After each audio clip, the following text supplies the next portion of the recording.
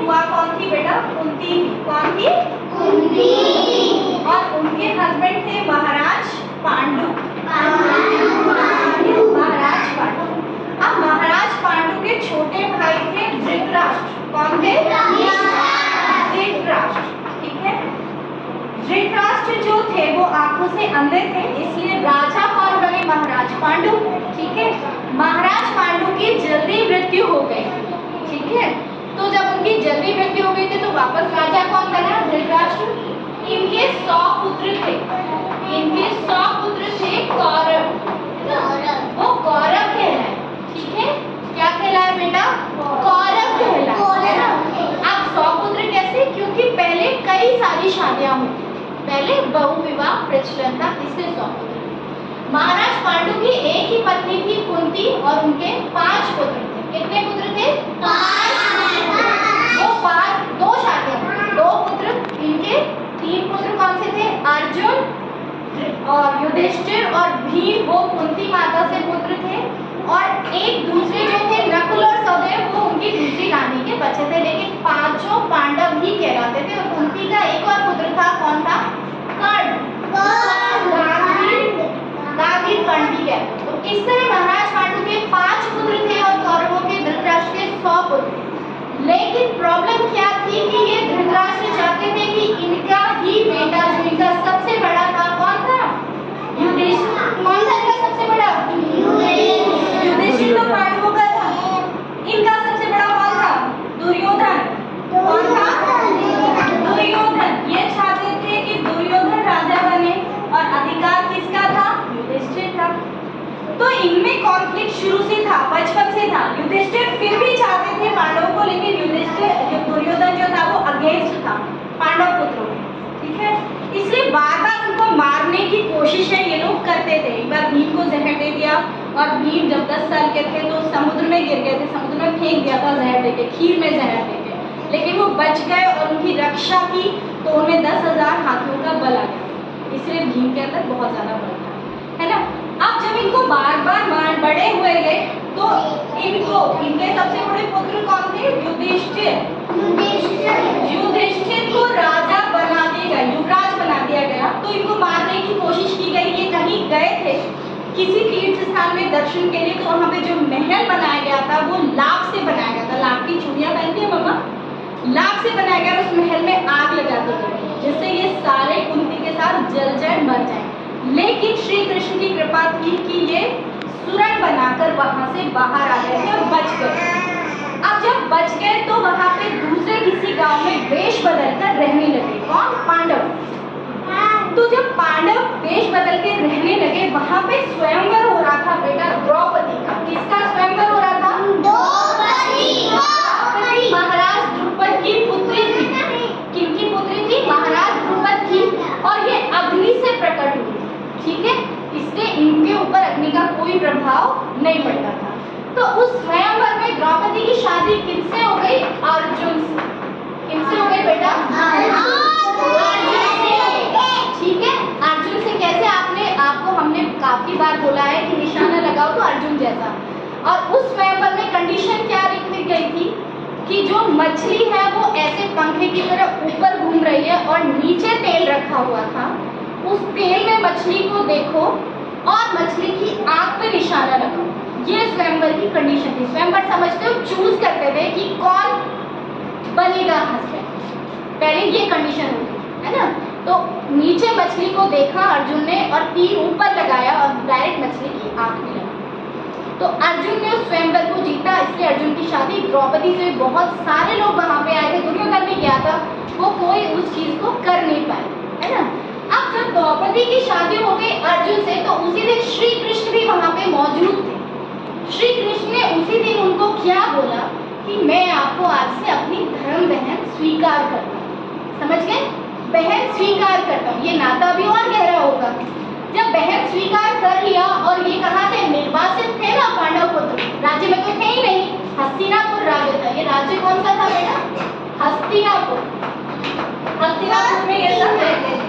तो अभी जब गांव से दूर रह रहे थे, हस्तिनापुर से दूर रह रहे थे, अब जब पता चल गया इन सबको, धृतराष्ट्र को, अभी कुछ सालों से जब इनको जलाने का कोशिश की गई, तो ये गुप्त रूप में रह रहे थे और इन्होंने धृतराष्ट्र और कौरवों को पता लगने नहीं दिया कि हम जीवित हैं। ऐसा किसने बोला? श्री कृष्ण ने बोला कि आपको ऐसा करना है।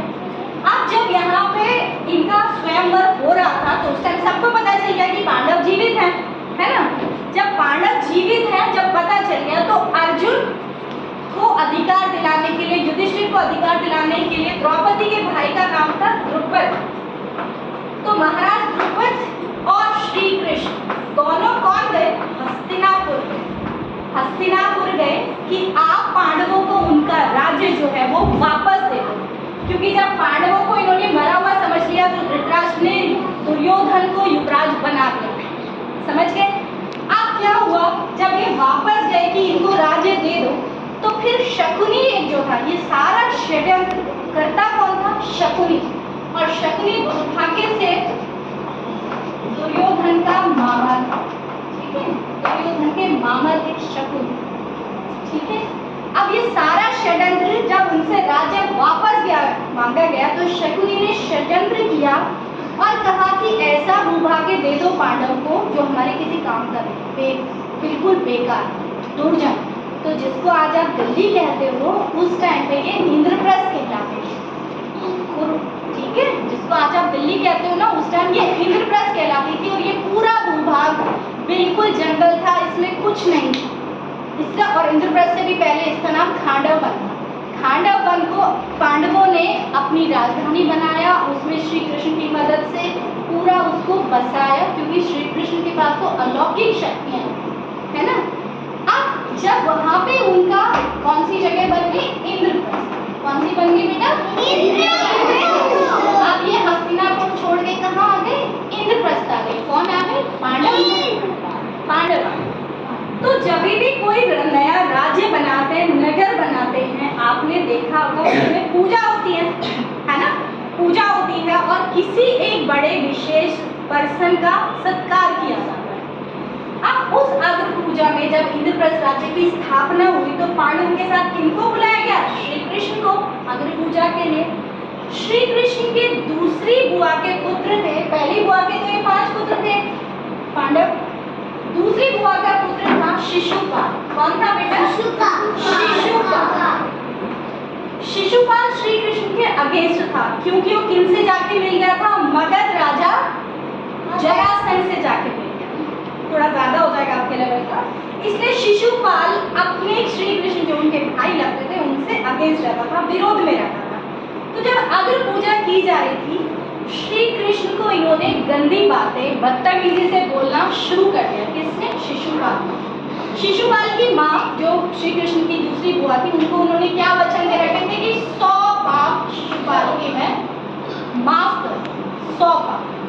तो जब शिशुपाल उनको गंदी बातें बोलने लगा, गंदी गलत गालियाँ देने लगा, 100 पाप जैसे हुए, श्री कृष्ण ने अपना चक्र निकाला, सुदर्शन चक्र, और इनका वध कर दिया शिशुपाल, ठीक है। जब शिशुपाल का वध हो गया तो श्री कृष्ण की जो उंगली थी, इसमें चक्र धारण करते थे, वो कट गई थी चक्र से, खून बहने लगा। तो वहीं पे सभा में सब मौजूद थे, पांडव थे, द्रौपदी भी थी। जैसे ही खून बहने लगा तो द्रौपदी ने अपनी साड़ी जो भी उन्हें पहना हुआ था उसका पल्लू काट कर और उनकी उंगली पर बांध दिया, ठीक है। तो वो रक्षा सूत्र, उस दिन श्री कृष्ण ने वचन दिया द्रौपदी को कि मैं आपकी हर परिस्थिति में रक्षा करूंगा। उस दिन से हम राखी बनाते हैं।